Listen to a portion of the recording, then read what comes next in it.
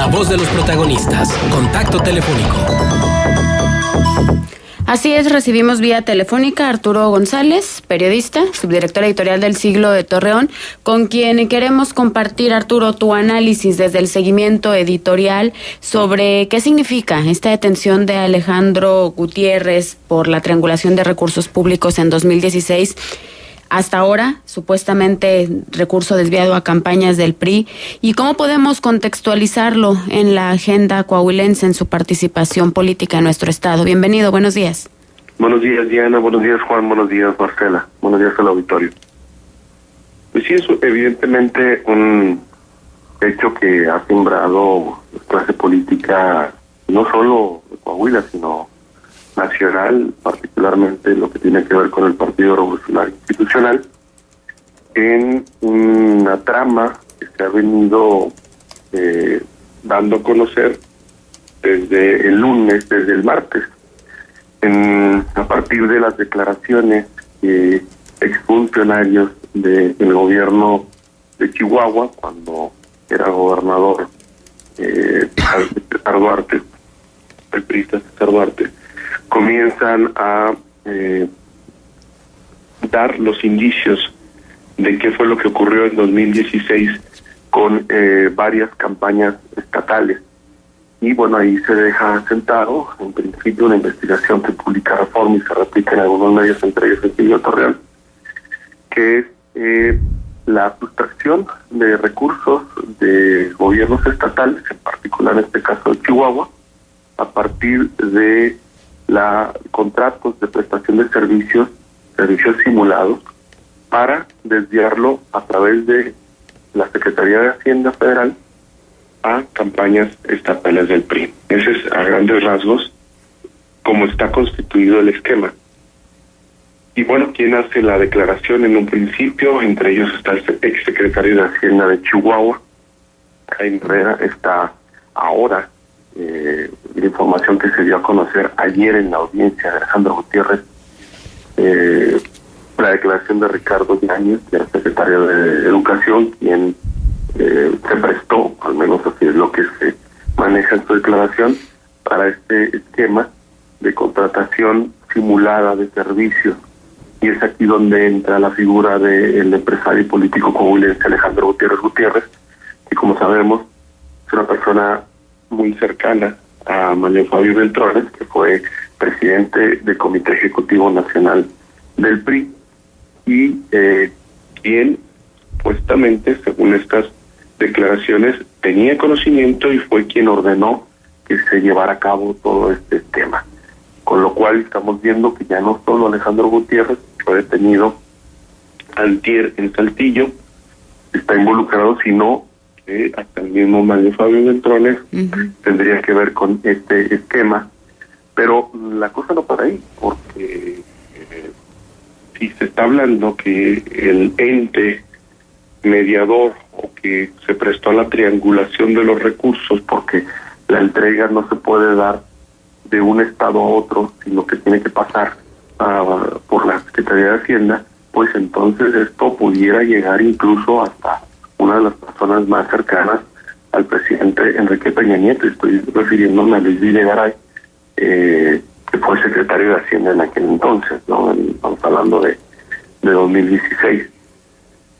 Entonces ahí tenemos un caldo de cultivo que evidentemente resulta pues explosivo, dados los tiempos en los que nos encontramos, el inicio de la carrera presidencial, en donde también, por cierto, el candidato del PRI, José Antonio Meade, sale a decir que no solo conoce bien a Alejandro Gutiérrez, sino que le tiene mucho afecto y que se espera que todo esto se aclare y que salga avante, ¿no? Ahí está, quien inicia la investigación, también hay que comentarlo, es un gobierno panista, es el gobierno de Javier Corral en Chihuahua, que ha estado haciendo las detenciones, ha estado tomando las declaraciones y a partir de ahí ha estado actuando en este timing político, ¿no? Oportunamente, en medio de este proceso electoral. ¿Hasta dónde va a llegar? Difícil saberlo, las implicaciones hasta el momento creo que son amplias y llega obviamente a un buen sector del PRI y de quienes controlaban el PRI en 2016 todavía, en este caso Manuel Fabio. Insisto, bueno, la estructura de la Secretaría de Hacienda, en el momento que Luis Videgaray era en la cabeza y que hoy es canciller, ¿no?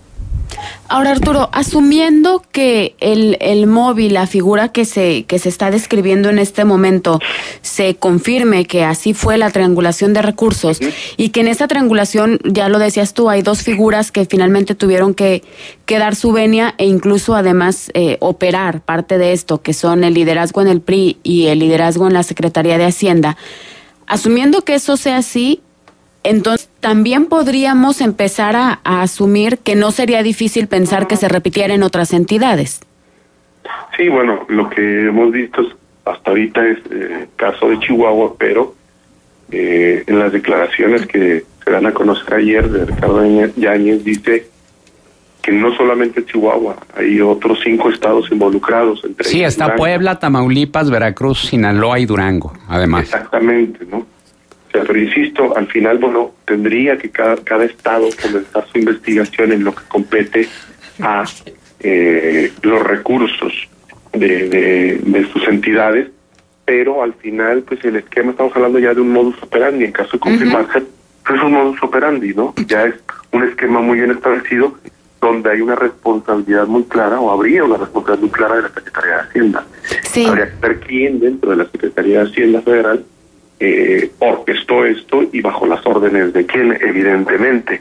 Ahora, no estamos hablando, y bueno, desgraciadamente, bueno, así están las cosas, así son las leyes.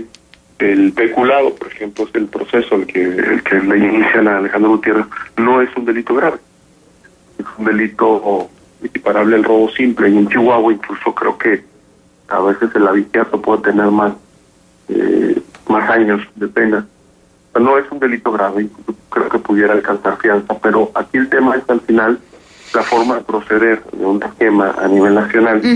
Y luego se parece mucho a lo que ya hemos visto en años anteriores. Por ejemplo, me recuerda esto mucho al famoso Pemex Gate, ¿no? O sea, tiene algo ahí de tinte, algo de más o menos se parece a eso, ¿no?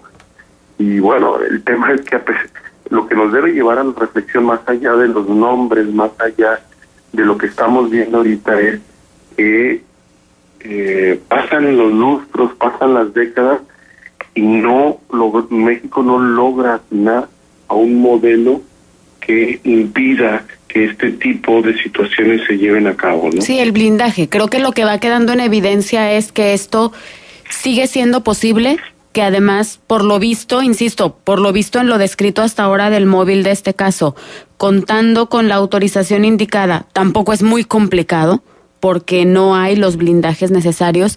Pero el otro factor, Arturo, que quiero conocer tu opinión es, también es cierto que dándose estas situaciones, lo que conocemos es producto de una investigación de un gobierno de oposición, porque finalmente esos mismos mecanismos los blindan mientras se perpetúa el mismo partido en el poder y va fortaleciendo todos esos blindajes, ¿no?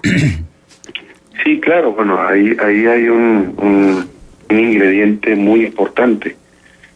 No solo es un gobierno de oposición, sino también es un gobernador que ha demostrado como político ser una figura sistemáticamente opositora, ¿no? Sí. Incluso hasta dentro de su propio partido a veces, ¿no?